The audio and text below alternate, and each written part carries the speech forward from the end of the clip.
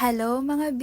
For today's video nga po ay samahan nyo ko dahil wala lang naman akong ibang gagawin kundi humiga maghapon. Charot.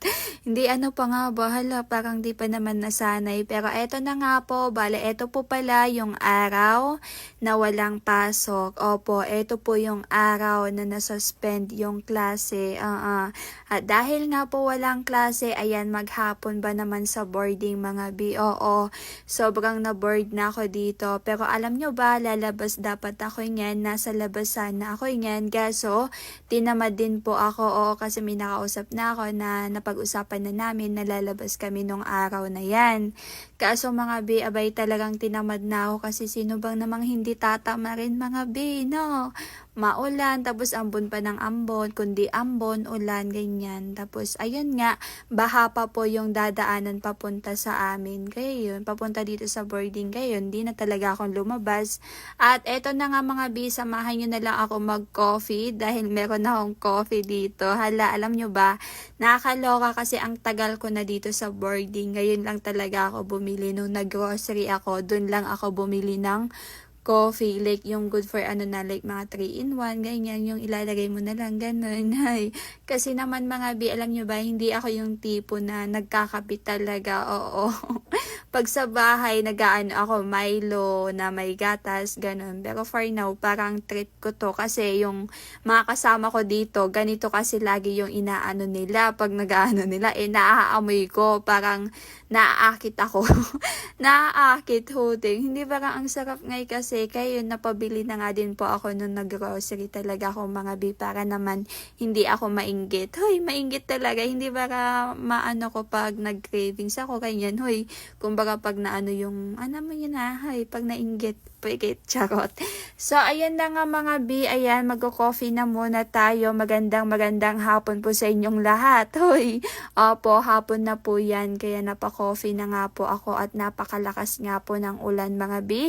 At dahil nga po gustong gusto ko yung simoy ng hangin. Hoy, simoy ng hangin para fresh. Hoy, ayan, dito na nga lang din po ako sa may labas ayan, para maano ko naman yung simoy ng hangin, no.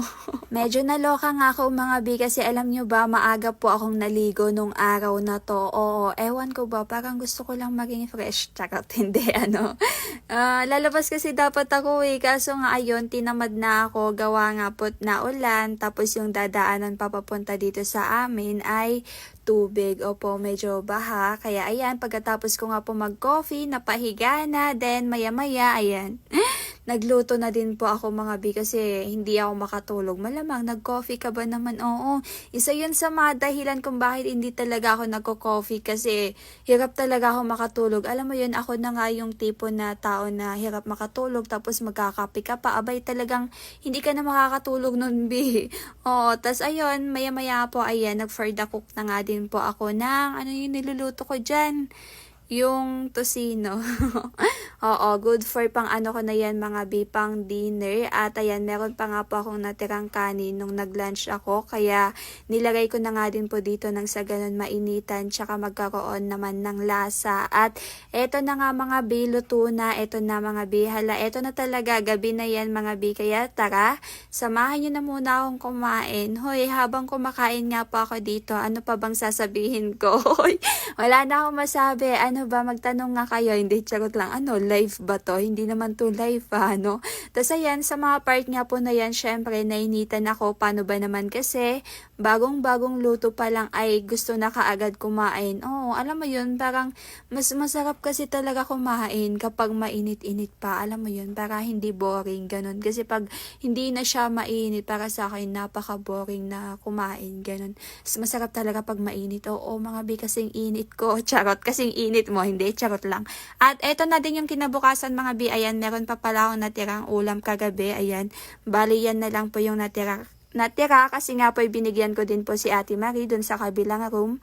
At ayan, nag-ano na nga lang din po ako ng noodles tsaka egg. Ayan na po yung breakfast ko. So, ayun lang naman yung ganap for today's video mga B. Oo, wala talaga ako ibang ginawa kundi nagkulong dito sa boarding nung araw na suspension ang klase nung time na yon. Oo, nasuspend ba naman no? Kaya ayan, nagkulong.